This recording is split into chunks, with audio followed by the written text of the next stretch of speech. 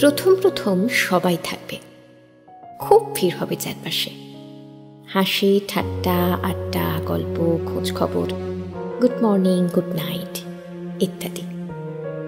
সারাদিন কথা হবে, দুর্বলতা শোনা হবে, উইকেন্ডে দেখা হবে, ছিমছিমে নেশা হবে।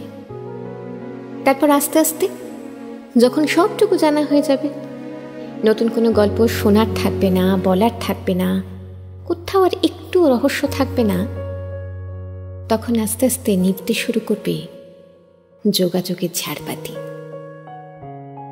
আর কথা হবে না, গল্প হবে না, no good morning no good night. মাস কেটে যাবে, তারপর বছর।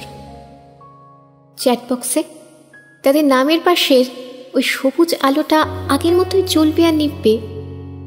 আমরা দেখব, তবু আগের মতো তাদের সেই জ্বলা আর নেভার মাঝের সময়টার শরিক হতে যাব না।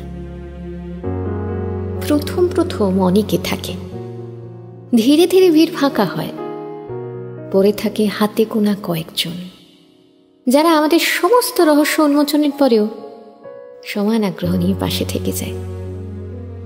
সকালে গুড মর্নিং না পেলে দুশ্চিন্তা করে, রাত্রে ঘুমানোর সময় গুড নাইটটা পেলে শান্তিতে ঘুমোয়, ঝিমঝিমে নেশায় কাঁধ বাড়িয়ে দেয়। আমরা তাদের কাঁধে মাথা রেখে বুঝতে শিখি, অনেকে নেই তো কি হয়েছে, এই কিছু জনই আমার কাছে অনেক।